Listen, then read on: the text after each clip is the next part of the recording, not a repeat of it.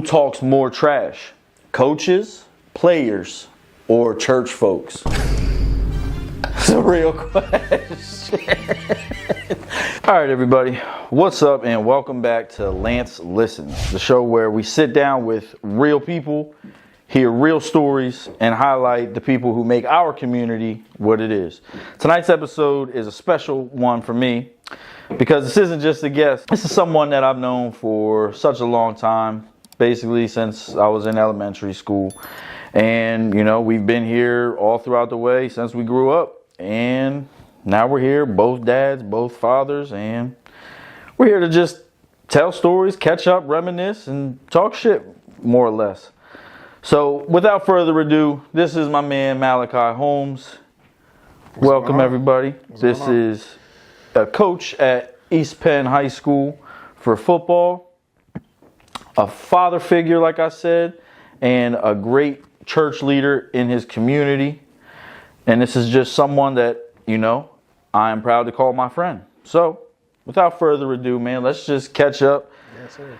Let's take it back to when we lived in the Brook. You know, I don't even know if it's called the Brook anymore. It's definitely not. Hey, but first things first. Appreciate you for having me, bro. Yeah, no, let's dap that up because you're definitely here. We had to, like I said, I want to hear stories from people that, you know, it's not too like fake. No, you know what I mean. I don't want to tell dumb stories, fake stories, like just not what I'm a part of. So definitely appreciate you even sliding because there's been a lot of people that haven't slid. But regardless, you know, to the Brook. Growing up in the Brook, I think I lived there. Well, I know I lived there when I was born, till I was about like 9 when I moved out to Lingelstown. So within that realm, that was when I would have ran into you. Yeah. That was you, your brother.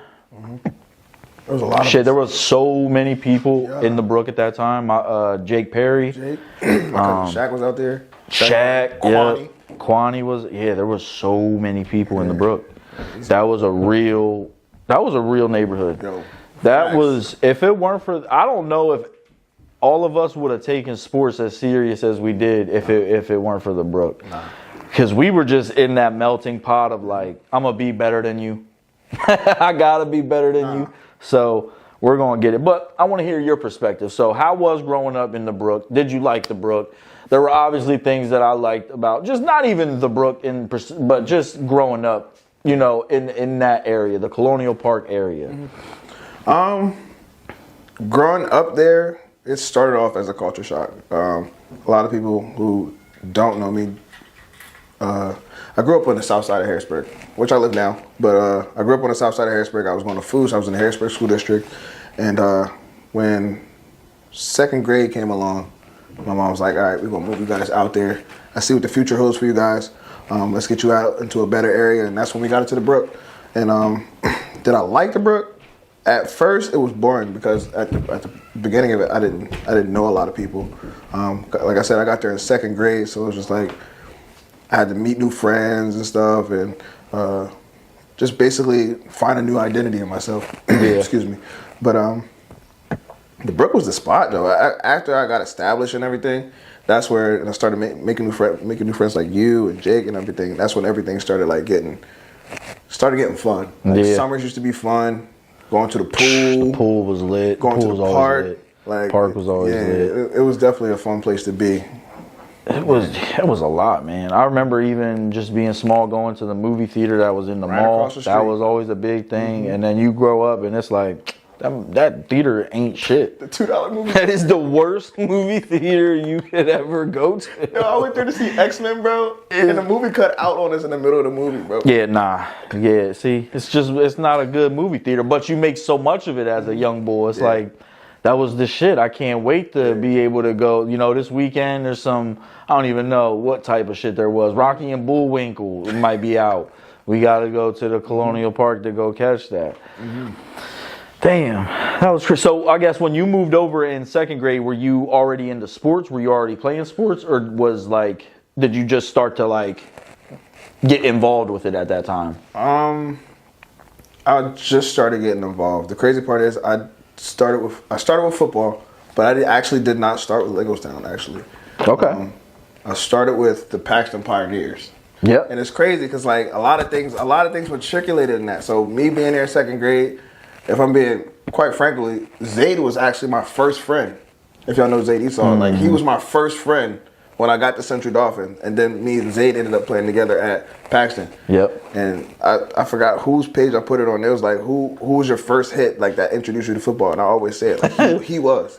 Like after that, I was like that. Zayd made me the running back I was because it was just like once he cracked me, I was like, oh nah.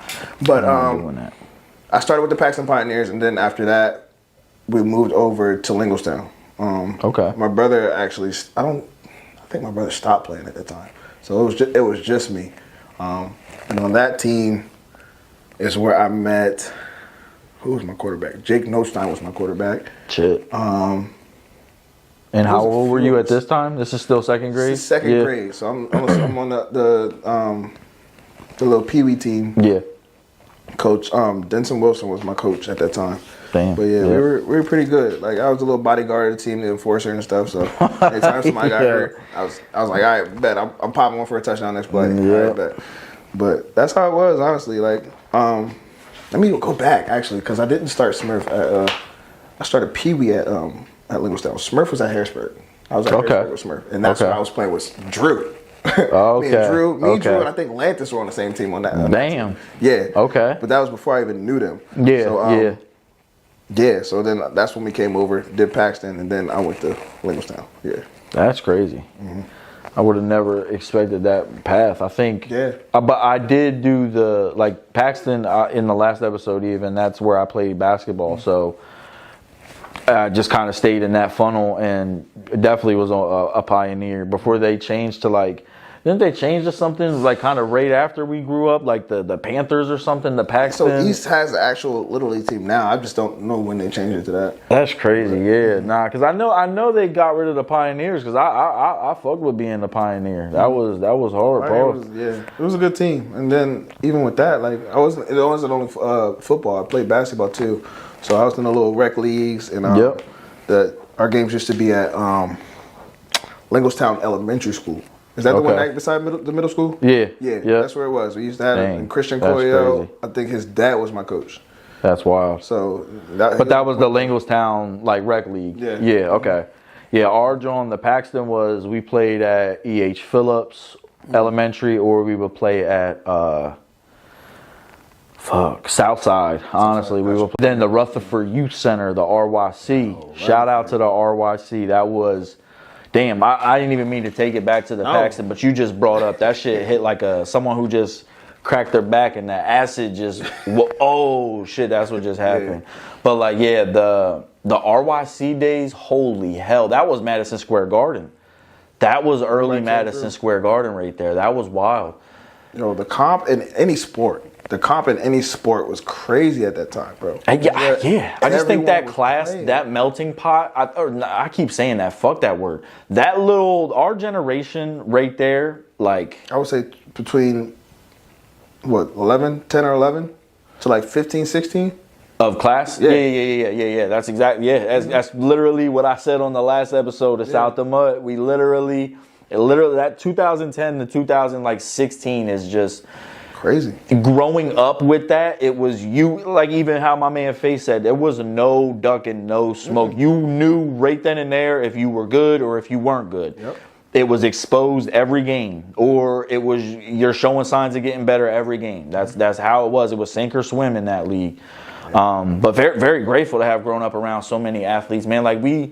You think about it, man. Literally every sport is covered with someone that's that was very nice in our area, I should say. And excelled just at the next basketball, level. Football. Mm-hmm. I mean, shit. We even knew a couple good golfers. Wrestling was some crazy shit. Wrestling around here is Kurt Angle shit. That is Brock Lesnar shit. That is they really take that to heart. The wrestling around here is real crazy. Mm-hmm. But yeah, just being around so many athletes, it really, really shapes you to just want to fucking, be better and always do better. So kind of tying that in as a segue, what kind of kid were you growing up? Were you a badass kid? Were you a quiet kid? Did you, to kind of tie it in, were you in church early? I was all the above, honestly. All the above. Yeah, Okay. So like a quiet ass badass in church. Yes. That's a crazy combo. No, but I'm dead serious. Like, yeah. I've been going to church since the womb. So the whole time I was being bad. I was still going to church Sunday. Yeah. I was still at church on Friday. Still church on Monday. Like I was there almost a week. Yeah. So like, a lot of my outbursts and stuff was just, I don't know. I really don't know. It was a you lot were a kid. I was doing a lot, bro. Going through elementary school. I was mischievous, bro. Like I almost got kicked out of Northside, but my mom took me out of Northside, put me back in Harrisburg before they can expel me. So I was able to come back to Northside the next year. Okay. I'm not gonna tell y'all why, because then y'all gonna look at me differently. I really feel like I remember, and I wasn't even going to bring it up. But it got crazy. So crazy. Join the Patreon. Join the Patreon. We gonna talk about it. Go ahead. Nah, but even with that, like I said, almost got kicked out. My mom took me out before they can kick me out. Ended up going back to Harrisburg for the rest of 5th grade. Came back in 6th grade where I was at Lincolnstown. I think we were still at Northside because Lincolnstown did something with the middle school that only 7th to 8th grade went though. You were that class. Yeah. Y'all had to stay back, and we clowned y'all for that's how dumb we were. It's just so stupid. Like we clowned y'all for having to stay back. Like not even stay back. Y'all were still advancing. The 5th graders still went on to 6th grade, but 6th grade was still in that building. School. And it was like, yo, y'all old ass, you going through puberty. Get your puberty having ass away from me, bro. Like, nah, for real. Old as hell. For real. But that's how it was, bro. Like, so yeah, I came back, then matriculated on to middle school. Once we got to middle school, that's when... that was Wild Boy season. Wild Boy season. I did nothing 8th grade. I did nothing. I'm not even gonna lie to you. But the thing is, this is the crazy part that no one knows. So I did fail. Everybody knows, like everybody in my class. Everyone knew. Before me knew I failed. Yeah, I failed 8th grade. They used to clown me about it all the time. But the crazy part is, the reason why is because that same year, my mom booked a cruise. And my mom's like, I already paid for the cruise. I'm not taking my money back. You're going on a cruise and you're going to come back an 8th grader. Yep. This is what you get. This is type shit, yeah. That's the best way to reclass, y'all. Yep. Don't y'all Don't do that. Don't do that. But we're not condoning that. That's how it was, though. But like, damn. that's where it went downhill. But at the same time, that's when stuff started clearing out for me, for real. Yeah. So, Nah, man, that was just.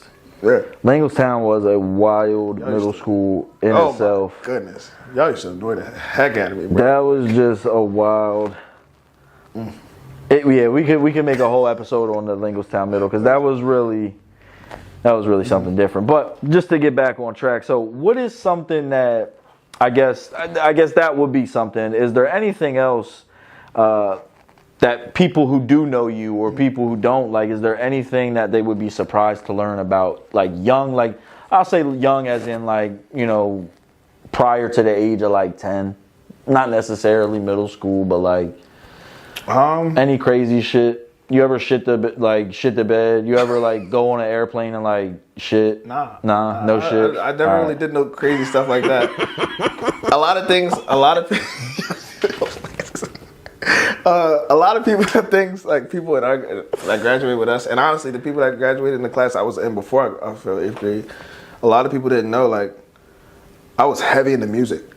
Like, I was a singer since I was 6 years old. There we go. But I was living that Hannah Montana lifestyle. Okay. No one knew. My brother would tell people, but I'll automatically say he was lying. Because the way, he's capping. the way my brother was, like, they used to take my brother out of class. Like, the guidance counselor used to take him out of class and be like, sing me a song. And I was just like, that's not gonna be me. Yeah, that's wild. And that's when I got heavy into football, because I was like, no one's gonna know about this. No one's gonna know about this. Damn, you should have said fuck Hannah Montana and went, what's my man?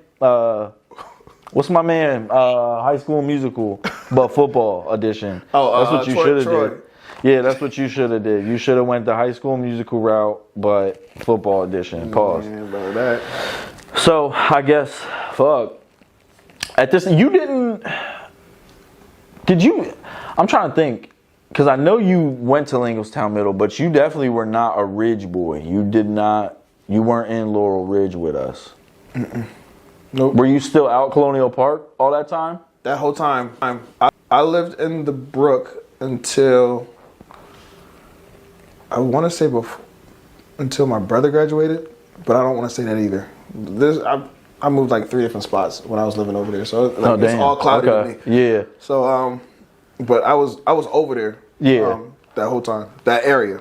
So if I wasn't in the Brook, I don't know if you know that church that's on the bottom of that hill when you come over the Brook past the mall. Yeah. So there's a couple of houses there. I lived in actually 2 of those houses. Okay. And when I graduated, I was in one of those houses too. Damn. So I was in that area basically my whole time out there. So I knew a lot of people that lived out the Ridge. Yeah. But no, the Ridge was crazy. The Ridge.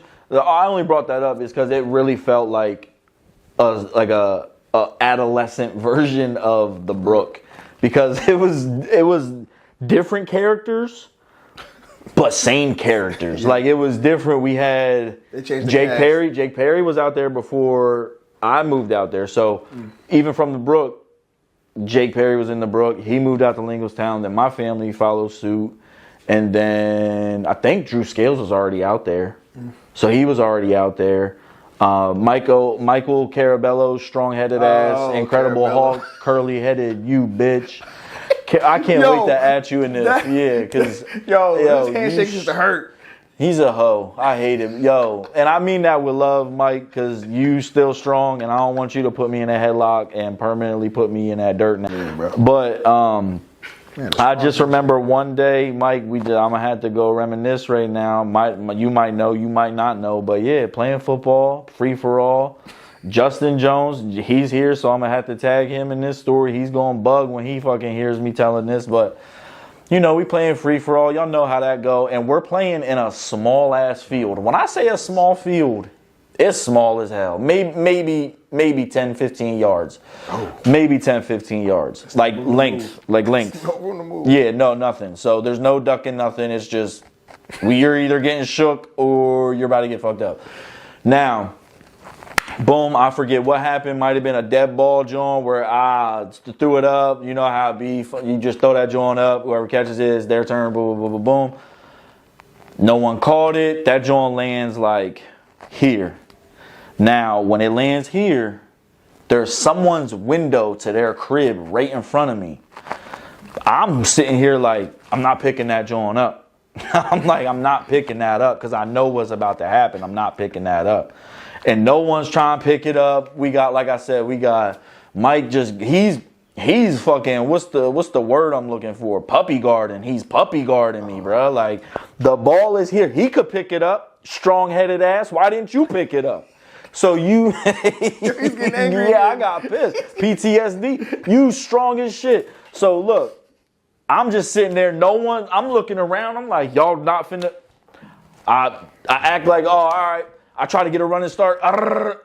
Soon as I scoop, boom. This was the push from hell. Wham. I'm in the Bulls.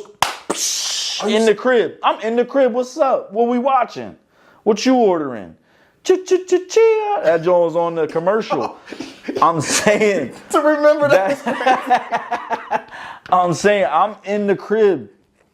Window shatter. I'm bleeding. Hands all bleeding. There's so much adrenaline. Everyone ran as if, where are we going? Where are we going? That window's cooked. That window's cooked. So, yeah, I don't want to get into how that story finished because I got cussed out for a long time. How I get cussed out for getting my ass knocked into a house. Pause. That shit crazy. But nonetheless, we back to it. That's crazy. My fault. That was some Ridge shit. So, let's take it ahead a little bit. We went from Lincolnstown Middle being wild to now we at CD playing high school football.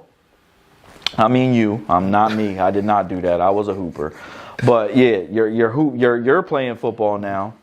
Did you have any intention? Did you have any foresight at all that you would even think about coaching? Was that in your brain at that point in time? No, not at all. I was You were Mr. Athlete. I was D1 bound. Yeah. If you were to tell me, I was D1 bound, bro. Yeah. Like, Yep. and the crazy part is, I knew it. It's just I didn't know the outcome that was going to happen later on down the line. That made it seem untrue. But yeah, at that time, I was going D1. I was bigger than everyone. I was stronger than everyone. I was faster than everyone. Yep. Like, it was destined. Yep. So, but yeah.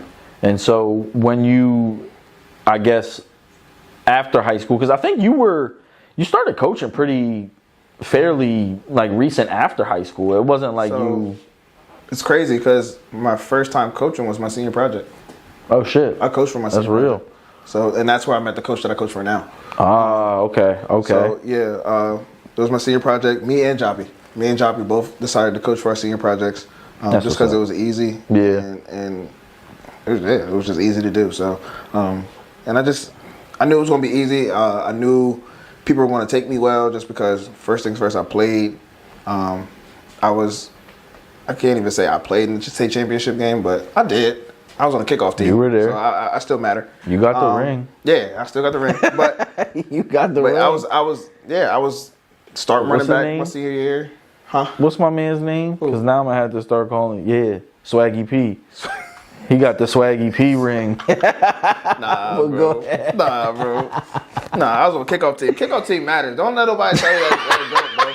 Kickoff team matters. Yeah, If they take that joint to the house, y'all gonna be like, yo, y'all kickoff team suck. Nah, like, I was in that game.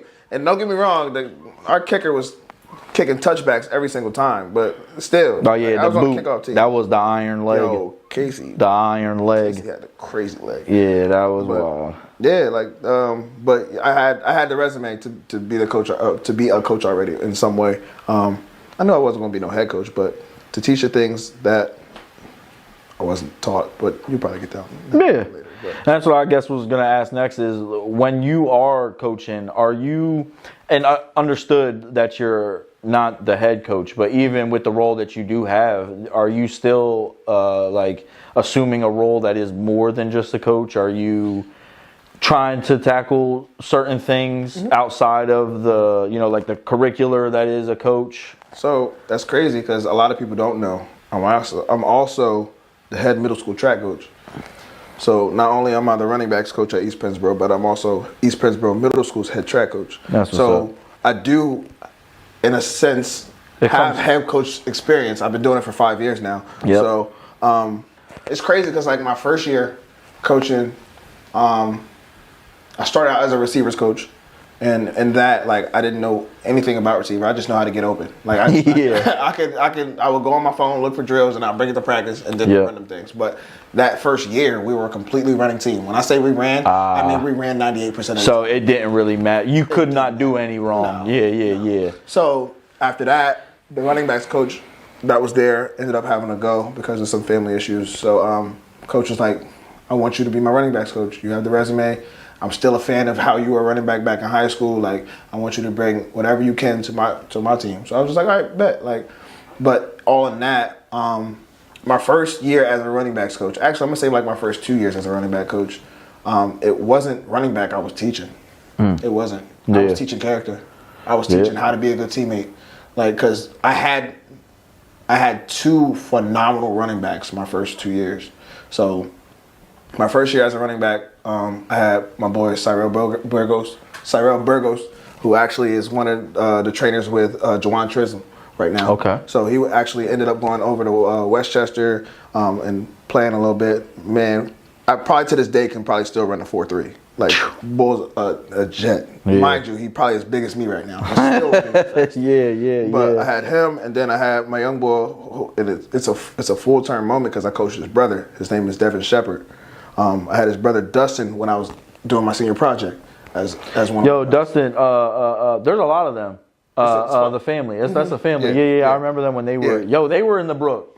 They were in the brook. They were in the brook. They were in the brook. That's probably that's probably where I knew him from before I got. Yeah. Shout out. Damn. Yeah. Shout out. This shit. The brook. This a reunion. My fault. Yeah. It was just a full circle moment. So like with them, like they had the tools.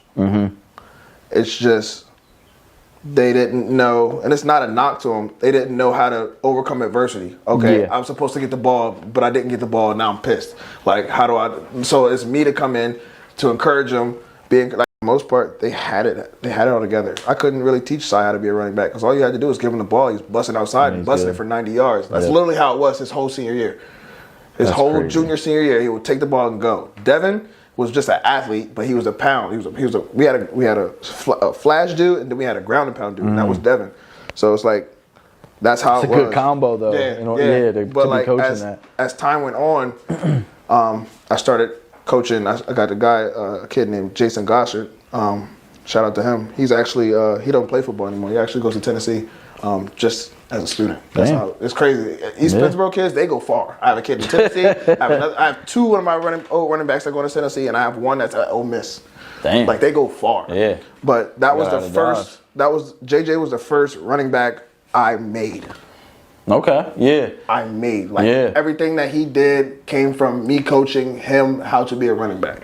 And that's not a knock to him, but that's just how it is. Like he had the aggressiveness, he had the athletic ability. He just didn't have the footwork.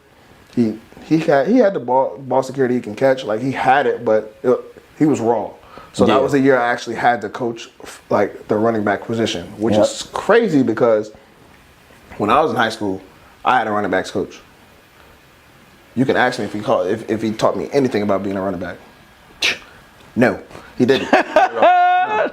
No, I just knew the plays. Crazy. Yeah, like, I knew the plays. Until I became an offensive coordinator at East Pittsburgh, I didn't know nothing about defense. Okay. I just got the ball and I ran. And you ran. Which I hate to toot my own horn, but that just makes me even better because I'm just running out there blind. Mind you, literally blind because I didn't wear my glasses when I was out there. Literally blind, bro. Literally blind. No contacts. Yes. So it's like I had to coach the way I wasn't coached because I wasn't coached. Yeah. If that makes sense. Yep. So that's just how it was like my first 5 years. And then last year I took a break just to be at home a little bit more. But that's a whole nother story. Well, hey, we about to get into a whole nother story. The whole other story is we're going to switch it up here. You're only the second guest, but you're the first guest that I feel like I'm going to be able to talk to about just your faith. And because ever since I've known you to be religious. Your whole family, you know what I mean. Y'all take that very serious. Yeah. So just growing up in that, how is that? Like, how would you explain growing up as someone that's in the church to someone who's not in the church, to people who aren't aware? Because I'm not saying it as if it's like a terrible thing. It's just like, there's people who like raise their kids and I'm throwing you in a sport and I'm going to live vicariously through you. Or you're going to sit here and learn this damn computer. Like, or just anything else. Just, I'm a military parent. I'm from the military. And it's like, I'm not, but I'm saying like, I'm just giving scenarios. Like, is it? Is that, what is it about that? I think someone will be lying to you if they told you that when they first started going to church, they automatically had a relationship with God. Like, they'll be lying to you. Mm-hmm. Like, when you first got in there, the old people down south used to call it drug. Like, mama drugged me to church. Like, literally, that's how it was. I used to never like going to church. But the thing is, the only reason why I didn't like going to church is because, like, I'd never get to, like, sit down and enjoy church. Again, I was a singer since I was 6. So, yeah, I was playing football, beating up on people, all that stuff. But on Sunday, I was in the front of the church with a mic in my hand. So it's just like, yeah. Like, so your perspective wasn't from the standpoint of someone who's going to church. It is, you're in the choir already. Mm-hmm. Yeah. My family, I come from a singing family. Yeah. My mom, her, and her 7 siblings, because she's one of 8, they're a singing family. Like, so my whole family sings. So from my oldest aunt all the way down to people who actually do it, all the way down to me. Because then you got me, my brother, got a couple cousins that sing too, but Well, I'm glad you brought that up because, brother, here on Lance Listens, we about to get an exclusive. He's about to say, Nah, bro. Nah. I'm not I couldn't hold that in without laughing. I'm not even gonna lie. That's the reason why. See, that's why I was Hannah Montana. Trying to tell you. Yeah. But like that's how it was. Like I came from a single family, so it's just like I didn't have a choice. Yeah. I never had a choice into nothing I did church wise. But singing's great. I mean, I can talk to you from a singing perspective. Nah, because nigga, I can sing. Yeah, I know. You know I can sing, but it's definitely a different standpoint because you are at that POV of you're singing. I'm darn near like you're singing. Yeah. Fuck what you're talking. You're singing. There ain't no cereal and milk. You're singing. No. Whereas I'm just listening to music. I'm vibing. I'm singing. You know what I mean? It's two different singing, but singing's so natural. And I'm calling the kettle black because I hate my voice, but I hate my voice in every aspect of it. So if it's that, then I definitely understand if you just don't like hearing your voice. But even when people tell me I can sing, I kind of am at the point now where I'm like accepting of it. And not that I go full throttle and I'm going to just go do a concert, but it's like, you caught me singing. That's cool. Like, I can sing. But I guess what I'm trying to say is I hate the fact that we are singers and we feel like we can't sing. Like we I'm can't very like self-conscious about yeah. And it's just us. Like I said, to me, it is because I sung at there's a little open mic thing, not an open mic, but there's a thing called the Singers Lounge that they do every third Sunday downtown, and like I just did it last month, and like to this day I'm getting like, you did so good, and I'm just like, bro, have you seen the video, bro? Like. It's pinned on my Facebook. Like it didn't sound good to me. Like, and that's because I'm so self-conscious in the way I sound. Yep. And it's just like, and it's mainly because I sing like no one else. Yeah. So when you don't sing like everyone else, you feel like you're just you don't have nothing to base it off of. There's nothing. Yeah. But in terms of that though, even still, because again, this is all new. This is a whole new journey for me. This whole YouTube shit, and it's like. Half the stuff I'm putting out now is like some of it I like, some of it I don't like, but it's like I still got to put it out. Like I'm very putting it out. At least I'm trying to at least put one thing out a day, even if it's a story. Just put out one thing a day, because I'm not the one. I'm not putting the content out for myself. Because if I was, I'd be disliking it. You feel me? Like that's just how I am though. But the other people that either do know you or don't even know you, like that's the beauty of shit in itself is it took me to get into like sports cards and the crypto to see that the quickest way to get people to fuck with you is to get from outside of your city. Yep. And I'm saying get outside your city. I was well in the conforms of my home, but I'm branching. I'm social networking the way that social media allows. So I'm branching out. I'm getting this camaraderie from people that don't know me. You know what I mean? And it was a proven track record just due to the followers that I amassed. But it's like the support is what I'm trying to talk about right now. Is the support that you get from that, bro? I promise you. They're not being fake when they tell you that, you know what I mean? But I understand how it is because again, I'm the same way when people talk about my voice. It's like thank you, but I'm the type where I'm gonna brush off compliments and I'm gonna accept all the negativity. But I need therapy. That's that's what that is. It's that, and you just gotta learn how to walk in. We talk about faith anyway. We gotta walk in who we are and whose we are. You know what I mean? So it's just like. Yeah, so that's what you're supposed to do. You might not like your voice, but your voice isn't for you. You feel me? So just like this, like you said, if this content was for you, you would dislike it. Yeah. This is not for you. It's for everyone out here. You never know what your content's doing for anyone that's out there. True. So it's just like that's how I started to see it when I got older. I'm still self-conscious. Yeah, for the most part, I only sing in front of people. It's at the point where I don't talk in front of crowds because I know how I talk. I talk fast, and sometimes I talk before I think about what I'm about to say, and it comes out as a stutter. So for me, I know how I am, so I'm just like, I'm going to come up here, I'm going to sing, and I'm going to sit down. That's how it is. Even in church. Even in church. And then the older I get, the less of an excuse it is. Because you old. Like, you too old to still be self-conscious about your voice. Yeah, I think that's where I'm more or less getting. Yeah, and it comes to a point where you just got to walk into it. Like, who cares what the people got to say about? Because again, too old to dwindle it. Like, just let it go to, you know what I mean? Like, fuck it, we got to put it out there. Like, you got to. Yeah. You got to. I'm not going to just hold it. I can't, I'm not going to die with this being a secret. No, honestly. Oh, did you know Grandpa could sing? Nah. Yeah. Well, he's dead. It's like, bro, I didn't know. If I could, hindsight's always 20/20, right? Yeah. So if I knew what I knew now with football, if I knew I wasn't going D1, but I knew still at that time I'm singing like the way I was and the way I am, I would not be here right now. I would have went a whole other road. I would have went a whole nother road if I would have knew what I knew now. So it's just like, again, hindsight's 20/20. But like, if I would have, me and my boy Kurt, like we talk about it all the time. If we would have went into music in high school, like that was our peak. Like in high school, like that's we would not even be home. Bro, there's so much we had. I think.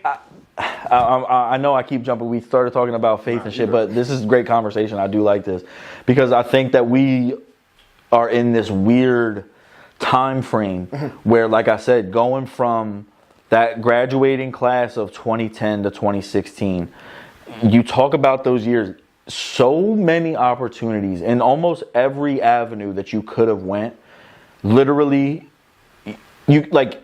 In the creative aspect of everything, I guess you should say, in like a non-traditional is what I'm saying. Going and really paying attention in tech ed and the cameras and the shit like this. This was actually a class. Paying attention to your older brother's friends talking about Bitcoin in 08. And I'm saying all this shit. We were in the era of fucking.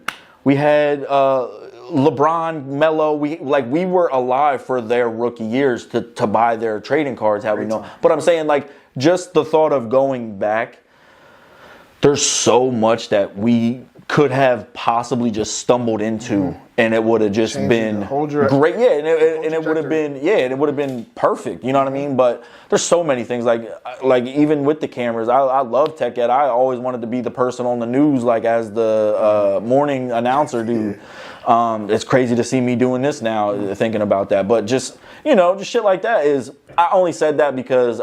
It's not that I always think of it, but it's when that thought comes up, it's like, what truly would you have done?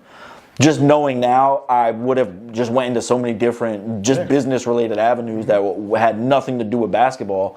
And that's also wild to say because basketball was, again, something I did from 6 till I was 17. And it's like, I would have probably abandoned that at the age of 10 had you stressed to me the importance of, learning the other shit that... but again, it is all hindsight, you know what I mean? But it's just, I'm stressing the importance of that specific time, that 2005 to like 16. Like that is a crucial. You could go back in time and do social media, go back in time and start blogging, there was so much shit that we took for, not granted, but like, we didn't know it was going to be such a thing now. Yeah, because if you think about it, everyone who was big back then, or everyone who was big now, literally started around that time, bro. Yeah. Yep. And maybe I'm wrong. Your Paul brothers, both the Paul brothers, basically, Mr. Beast, like all of them probably started around the 2008 to 2012 time. Yep. Now look at them. Yep. And it's just they're the ones that did it. You know what I mean? And it's the same shit with athletes where they're like, damn, he could have went pro. Like there's so many of us that could have, shoulda, woulda, coulda did YouTube at an early age. Yep. And not even just YouTube to be dumb, but just, just been in front of the camera, get some practice under it, start really auditioning for shit. We could have done a lot of different shit and really excelled.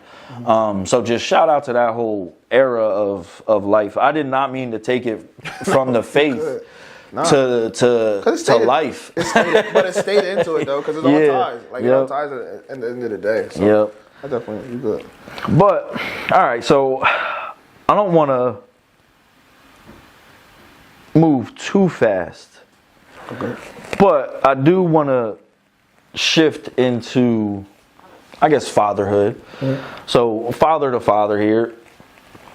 How was fatherhood when you first experienced it versus how you take it now? And then also tie into like how you were saying you didn't have a coach to like coach you in football. Are you parenting the way that your parents didn't? Should have, you know what I mean, or stuff like that. But yeah, I just fatherhood. So the difference, starting off with fatherhood was hard, all in general, because everything was new at the time. So if you look at my life, I went from living with my mom, in this order, living with my mom, finding out my girl was pregnant, proposed, married her, and then I had my son.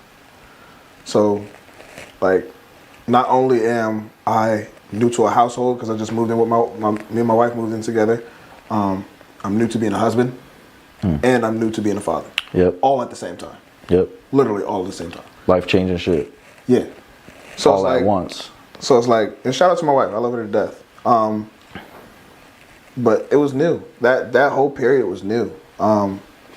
It wasn't in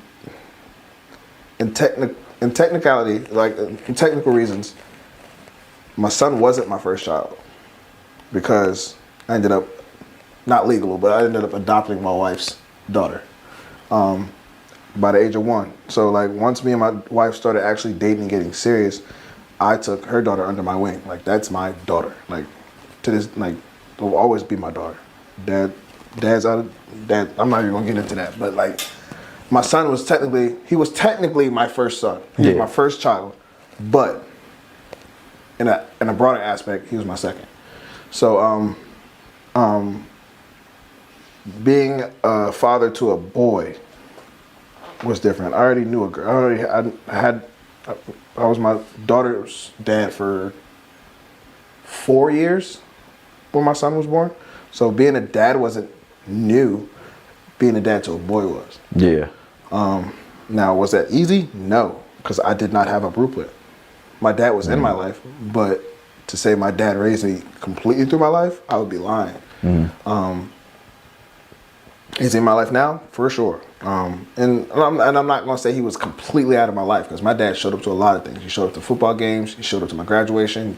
He showed up just about everything. My mentor in my life, and I love him for that. But it's a lot of things that a lot of things I know I didn't know that now I'm teaching myself because I know I'm gonna have to teach my son. Yep. So it's like I had to teach myself how to change a tire. Literally a month ago, me and my friend taught myself how to change my oil in my car. Like everything, just about anything that you can think of, like a father is supposed to teach. I had to teach myself because I know I'm gonna have to teach my son at a point. With me being raised by a single mother, I wasn't really taught how a man is supposed to think. Like we're more logical beings. Yeah. So with me being raised by a mom, I hate to be so deep, but with women being emotional, I was emotional.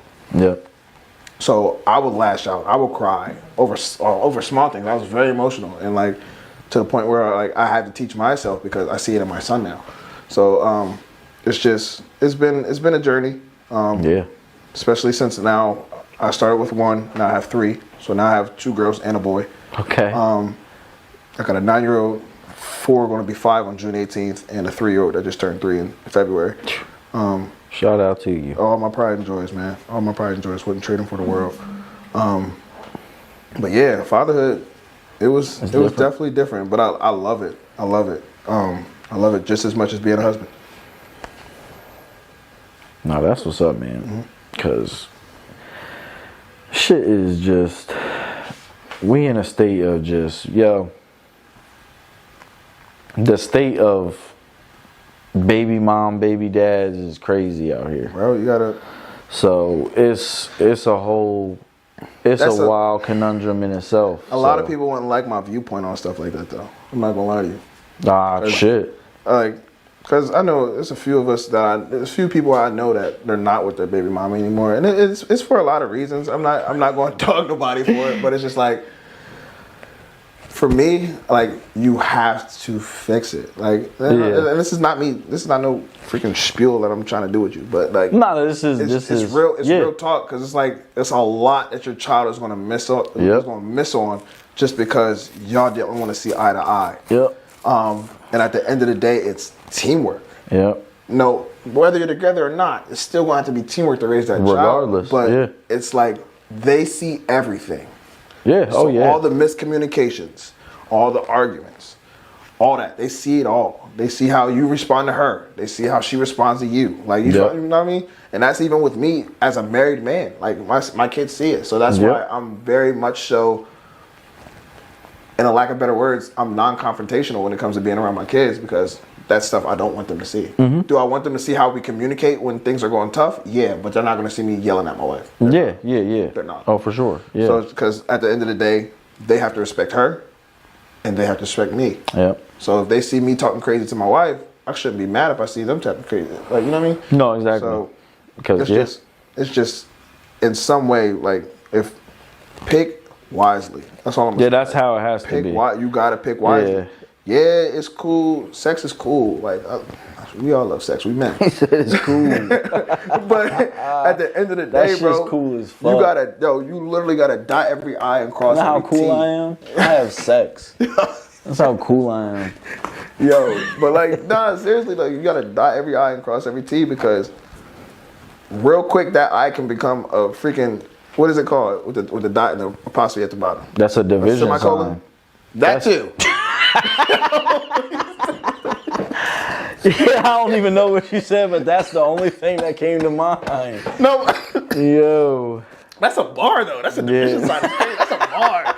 That's definitely a bar. Yeah. But nah, that's really how it be, bro. Like, you gotta pick the right one, bro, or else it's gonna be a long life for you, and most importantly, your child. Your child.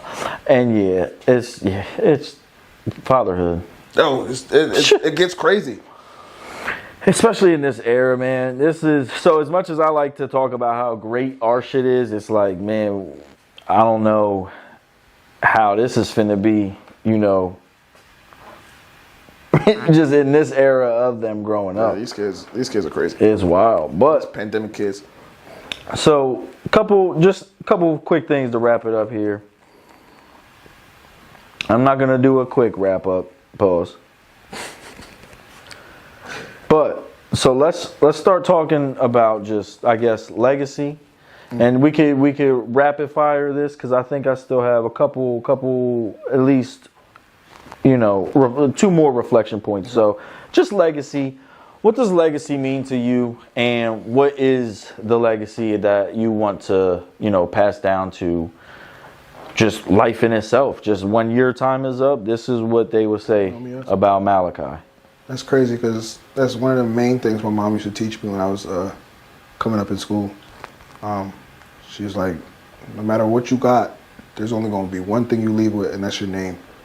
So it's like, from that point on, I just chose to view things differently. So like, for my legacy, I just want to be viewed as a kind-hearted person, bro. Like, coming up, a lot of people, even that we graduated with, probably did not think I was that type of person. To a lot of people, I was. Like, I had people who saw me both sides. So, because I'm a Gemini anyway. So, it's just, I just want to be remembered as someone, a good person, bro. A good person, a godly person, a good father, and for sure a good husband. Because we talk about how hard it is to be a father, but it's hard to be a husband too. That's some shit I don't know about, so cool. I can't speak on that. Your time is coming. Sorry, your time is coming. But yeah, that's the main thing, bro. Like, legacy is it's big, bro. But it's just, you got to do what you got to do to make sure that it's not tainted. Yeah. Because it only takes one thing to taint that whole legacy, bro. Yep. It only takes one moment. Yep. Fuck it all up. Ask Jeffrey Epstein. All right, next topic. So it is gonna be rapid fire shit right here.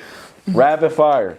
So boom. What is the one football drill that every player hates, but they need to do it if they want to get better? Oklahoma. Oklahoma? Oklahoma. So just sign that up for CTE? Sign me straight up for CTE? Yes. All right, bet. Game's getting soft. All right, what is your go-to church meal or post-service food spot? I don't care what the protein is, as long as there is yams and macaroni and cheese on it.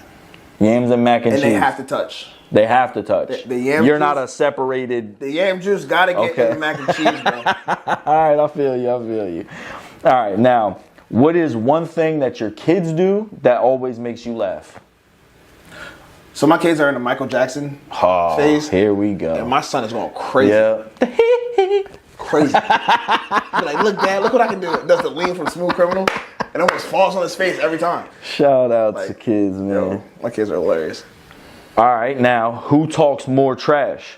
Coaches, players, or church folks? It's a real question. It's a real question, man. Answer honestly, man. You know who's watching. Being from all three, coaches. Okay. Yo, we go hard. Okay. And I can see. And we don't even talk smack to the coaches. You tackle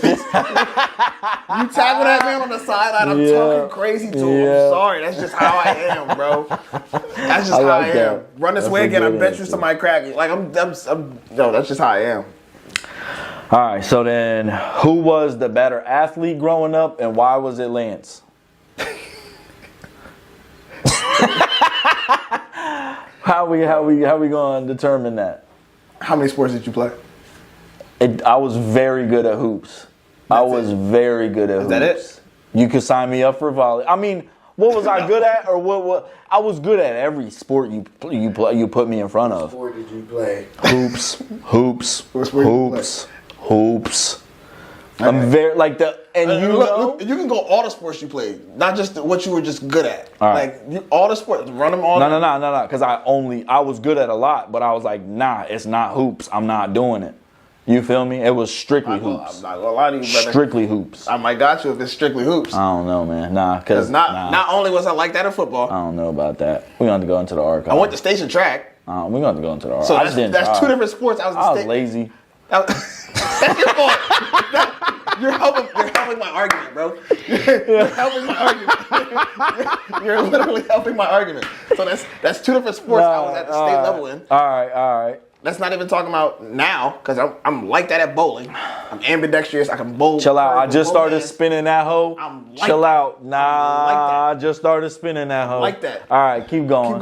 If you take me to Top Golf, I'm crazy. I'm letting you know that now. Batman, I don't even want to know what the top he was talking about. Next question. Top Golf. Oh, Top Golf. I thought he said I'm going to take the top off. I said I don't even want to know about the top off. All right, so look. See, I won. That's why I'm trying to move on to the next subject. I won. I was definitely trying to spin. That. But look, man, before we wrap up, I do want to give you the floor. Is there anything you want to say to anyone out there, any fellow coaches, any students, your wife, your kids, anything out there? Geez, you just made it. Yeah, just give a little shout out. Shout out to the shout out. Not to put you on the spot, but like, yo. So starting first, things first. Shout out to my wife, Nicole. I love you. Like, you know what it is. Then like 3 kids: Elena, Noah, Aaliyah. I love y'all too. Hopefully Aaliyah don't watch this. Yeah, this is just show her that part. She don't know. Yeah, just show her that part. I told you about.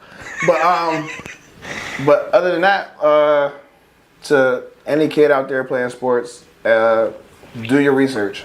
Do your research. Make sure your parents are behind you, and make sure your coach is behind you. Because if you go the route I went, where you're completely done with sports, and then you realize there's some schools out there that actually wanted you, but you never knew because some things were being held from you, it makes it tough to be over with. The clarity of the sport, it makes it tough. So work, man, just work. Like, honestly, if you have a can't or a rebuttal or excuse to anything that goes against your goal, then you just don't want the goal. You just don't want the goal. Go on. If there's always Bars. an excuse to not do something, if you need to run harder, and I can't run harder, my chest hurt. No, you just don't want it, bro. Yeah. You just don't want my knee hurt. Then you don't want it. Yeah. And even in that, if anything hurts, that means you're not taking care of your body well. Yep. So it's just like, it's an investment. Yeah. It's more than just playing a game. Like, you're investing in yourself. And that goes with anything, sports, music, your walk with God. Like, invest in yourself. Because even if we go on a walk with God, people talk about, well, I don't know if he's real or not. I tell them all the time, I'd rather live and find out that he's not real than live like he's not real and find out that he is real. There you feel we go. me? So it's just like, This you is gotta crazy. you gotta be on your P's and Q's. He chose the last 2 minutes to start spitting bars. Motherfucker turned into Joel Thompson or whatever it is. Joel Orstein. Osteen, yeah. That hoe ass. All right, but my fault. Go ahead. Nah, but that's really it, bro. Like, get into your word. Read your Bible. Pray. Honestly, if you're reading your Bible and you're not understanding, pray. Those are the main two things you got to do. And then the key to getting to heaven is knowing that he died on the cross and he's the Father. He's Jesus Christ. That's the main thing. So if you don't know God, get to know him for yourself too. Not because I told you. Like, this is just me being pro Jesus. I'm giving you, putting it out there for you. You got to find him for yourself. But other than that, that's really it, bro. That's really it. Honestly. Hey, well, appreciate you, Malachi, man. I appreciate you coming on to the show, Pauls. It's been a great time. It's an important story. That's why I felt like you are, no matter how you want to say it, you're a role model to a lot of people that you might not even know you're a role model to. So it's just important to share these stories. That's why I do this. It's not to glitz and glamorize the people that, 99% of us probably will never be. I'm not over here trying to suck dick to get Plaque Boy Max interviews. I'm not trying to, that's not what this is going to be. Even if and when this shit really takes off, it's like, this is rooted, Lance Listens is rooted with y'all. This is for y'all to tell the story. I'm here to fucking listen. You know what I mean? And I understand where I grew up. The stories that can be told could be movies. You know what I mean? Harrisburg is really New York, but it's just y'all don't want to see it as that, so it don't become that. But regardless, I appreciate the story. It's a very important story. Man of God, man. Yes, sir. For you, keep going, bro. Keep going. Oh, I'm gonna keep this shit going. Don't stop. Don't listen to no hater. Don't listen to nothing in these comments, bro. Just keep going, because I promise you, if you would have started this, now that you're doing this, I'm looking back at old Lance and I'm just like, yo, this is definitely him. She should have been doing this. Not him, but again, hindsight 2020. But keep doing it, bro, because this is gonna go far if you just keep doing what you're doing. Stay consistent. And I don't know what your faith in God is, but keep it. If you do have a relationship with him, keep it, bro. And just make your relationship stronger, because with him, this is gonna go farther than you can even imagine. You feel me? So yeah, my fault. I appreciate it, brother. That's all we got. That's Lance Listens episode 2. Yes, this has been Malachi. I'm Lance. We gonna holler at y'all next time, man. Love. Appreciate it.